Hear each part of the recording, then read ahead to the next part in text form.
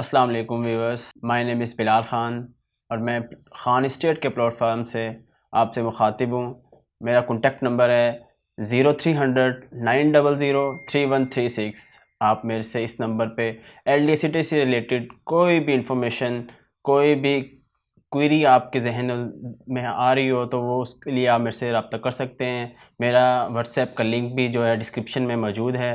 तो व्यूअर्स, आज की हमारी इस वीडियो का मकसद जो है वो सेक्शन 5 और सेक्शन 6 जो कि आपने बाज़ दफ़ा हमारे डीलर्स भाइयों से और दूसरे एलडीए के अमला से सुना होगा कि सेक्शन 5 और 6 का जो है वो लागू किया जा रहा है, सेक्शन 5 और 6 को लागू किया जा रहा है।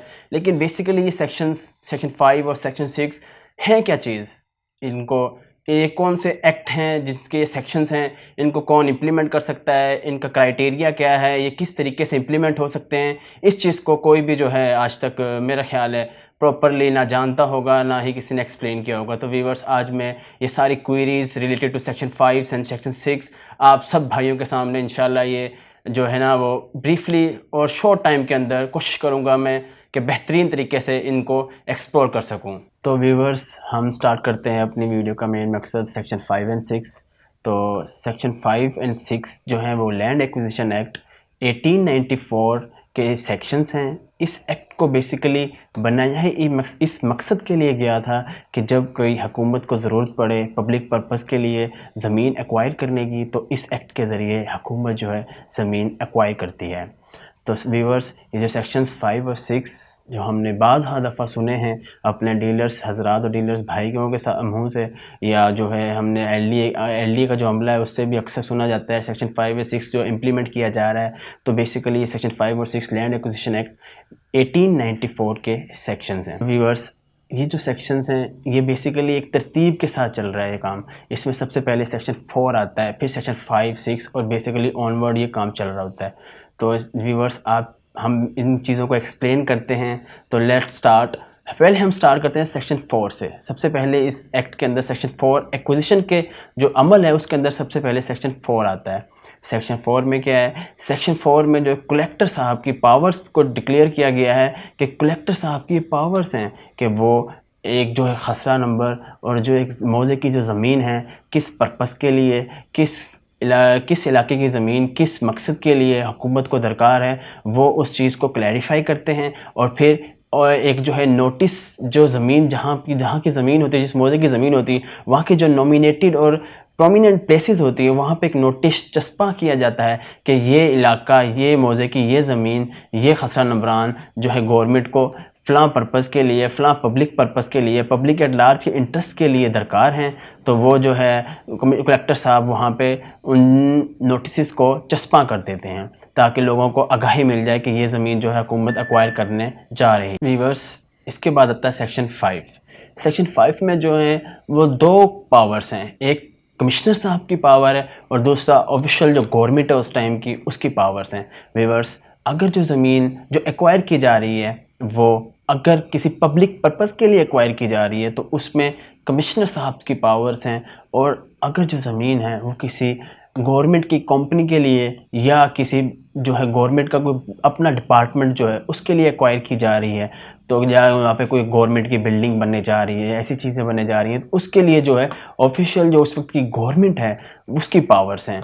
तो व्यूअर्स, अगर ज़मीन पब्लिक पर्पस के लिए या कंपनी के लिए एक्वायर की जा रही है तो जो है कमिश्नर साहब और मौजूदा गवर्नमेंट उस वक्त ऑफिशियल गज़ट के अंदर ये नोटिफिकेशन जारी करते हैं कि जो है कि such and such land, such and such purpose और जो है मौजा, खसरा नंबरान्स और उन सब चीज़ों को एक ब्रीफली बयान करके और नीचे नोटिफिकेशन जारी किया जाता है ऑफिशियल गज़ट के अंदर, ताकि जो है ऑनलाइन रिकॉर्ड के अंदर ये सब चीज़ें आ सकें कि फ़लाँ मकसद के लिए एक्वायर की जा रही है। तो व्यूअर्स, हम आगे चलते हैं, आगे बढ़ते हैं। सेक्शन 5 के बाद आता है सेक्शन 5A।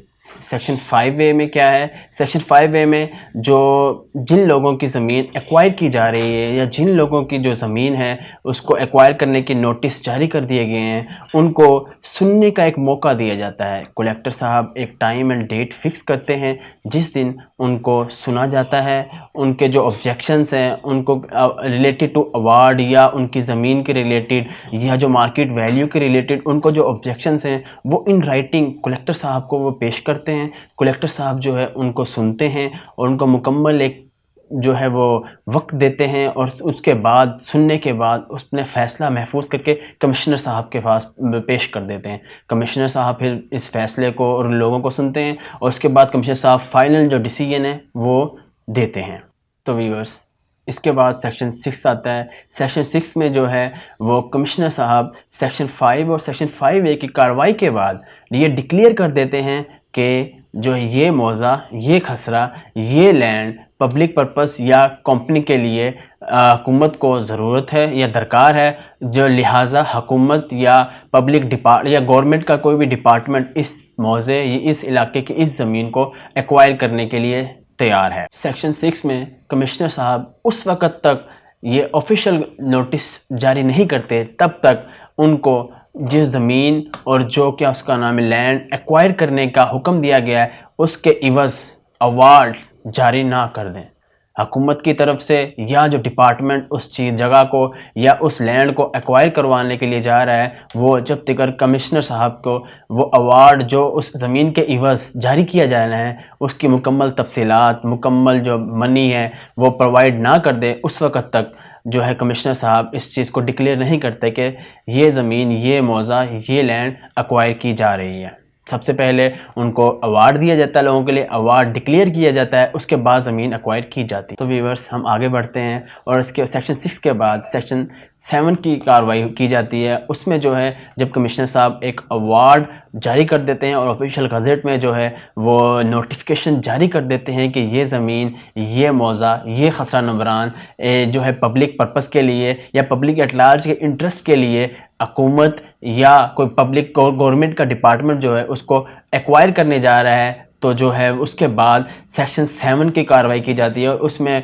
कमिश्नर साहब जो हैं ये डिक्लेयर कर देते हैं कि ये लैंड जो है, ये मौज़ा जो है, ये खसरा नंबरान जो हैं फ़लाँ जो है मकसद गवर्नमेंट का या पब्लिक एट लार्ज के बेनिफिट्स के लिए या जो है ये गवर्नमेंट का जो डिपार्टमेंट है वो अपने लिए इस चीज़ को ये उस एक्वायर करने के लिए जा रहा है, इसको डिक्लेयर कर दिया जाता है। और व्यूअर्स, इस सेक्शन 7 में ही जो कमिश्नर साहब जो हैं वो कलेक्टर साहब को ऑर्डर कर देते हैं कि ये ज़मीन और ये मौज़ा और ये इलाका जो है एक्वायर कर लिया जाए।